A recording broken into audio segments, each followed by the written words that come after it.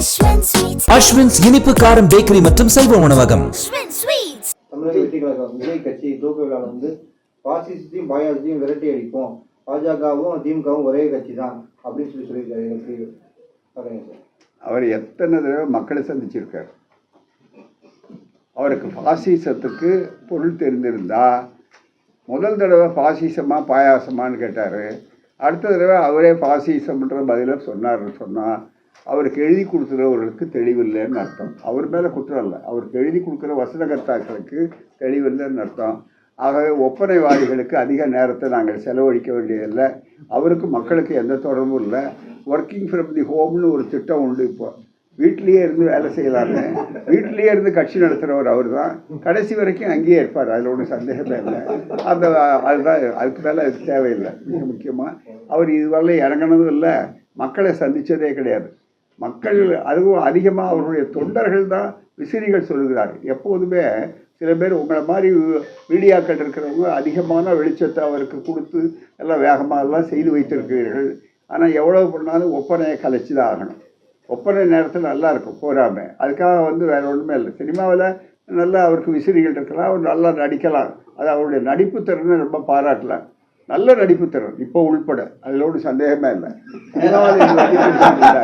இப்போ அதை விட அந்த நடிப்பை தொடர்ந்து நடத்தி கொண்டிருக்கிறார், ரொம்ப பாராட்ட வேண்டியதுதான். ஆனால் அந்த நடிப்புனால எதுவுமே பயன்பட்டு வரப்போகிறது இல்லை. அதுதான் மிக முக்கியம். ஏனென்று கேட்டால் இது கொள்கை பிரச்சனை, மக்களை சந்திக்கணும். இப்போ கூட பெரிய பிரச்சனைகளில் மக்களை அவர் ஆழ்ந்து சிந்திச்சாரான்னு தெரியாது. எல்லாரும் தலைவர்களை வச்சுட்டு இருக்காங்க. இப்போ பார்த்தீங்கன்னா பெரியார் அம்பேத்கரையும் விடவே முடியாது. எல்லாரும் சேர்ந்து பிஜேபியே அம்பேத்கர் படத்தை காட்டி தான் ஓட்டு வாங்கணும்னு நினைக்கக்கூடிய அளவுக்கு வந்துட்டாங்க. ஆனால் அம்பேத்கர் இமயமலை, அதனால அங்கே போகிறாங்க. இதுவரையில் ஒரே ஒரு தலைவரை தான் பிஜேபி கிட்ட நெருங்க முடியல. காரணம் பெரியார் எரிமலை கிட்ட போக முடியாது. இமயமலை மேலே ஏறலாம், அது பெருமை, அதில் ஒன்றும் சந்தேகம் இல்லை. எரிமலை அதனால தான் அவங்க வர்றதில்லை. அதனால தான் என்ன பண்ணாங்க, அவங்களுடைய பிம்பத்தை கலைக்கலாமான்னு வேறு சில கூலிகளையெல்லாம் விட்டு இந்த பைத்தியம் பிடிச்சவங்களெல்லாம் தெருவில் ஏதோ பேச விட்டு இப்படியெல்லாம் இருக்காங்க. அதை பற்றியெல்லாம் ரொம்ப முக்கியத்துவம் கொடுக்க வேண்டிய அவசியம் இல்லை. மிக முக்கியமான சாதனை பிரச்சனை இருக்குது. இந்த நாட்டினுடைய மிக முக்கியமான ஜனநாயகத்தை காப்பாற்றுவதற்கு இன்றைக்கு சீரமைப்பு மறுசீரமைப்பு என்ற பெயராலே நம்முடைய தமிழ்நாட்டினுடைய பிரதிநிதித்துவத்தை குறைக்கக்கூடிய ஆபத்து இருக்கிறது.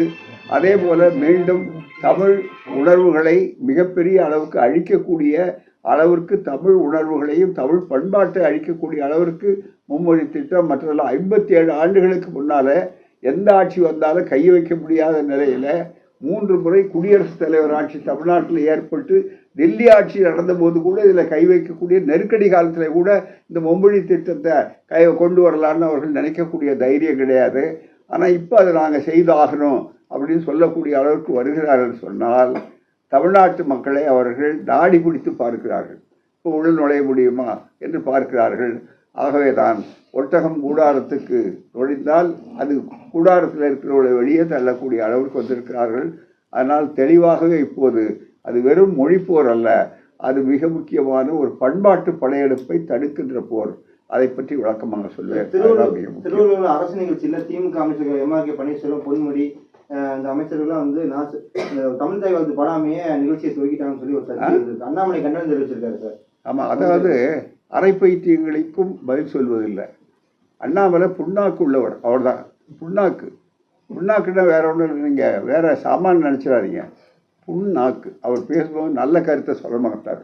நாகாக்க காவாக்கால் என்று வள்ளுவர் அவரை பார்த்தா சொல்லியிருக்கிறாரு. ஆகவே தான் அவர் எல்லாரையும் புண்படுத்துகிற மாதிரி பேசுவார். அவருக்கு முடியாது. முதல்ல இதை அழிக்கிறேன்னு சொல்லுவார். முதல்ல அவருக்கு அவருடைய கமலாலயம் உறுதியாக இருக்காருன்னு அறிவாலயத்தை பார்க்கறதுக்கு முன்னாடி அதை உறுதிப்படுத்திக் கொள்ளட்டும். நன்றி.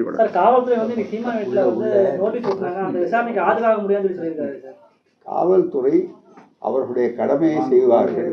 சட்டம் அது தெளிவாக உறுதிப்படுத்தி இருக்கிறது. உயர்நீதிமன்றம் என்ன உத்தரவு கொடுத்ததோ அதை அவர்கள் செயல்படுத்த வேண்டும் என்பதனால அந்த கடமையை செய்ய போயிருக்கிறார்கள். கடமை செய்ய தவறினால் அதற்கு அவர்கள் சட்ட பாதுகாப்பை சட்டப்படி நடவடிக்கை எடுப்பார்கள்.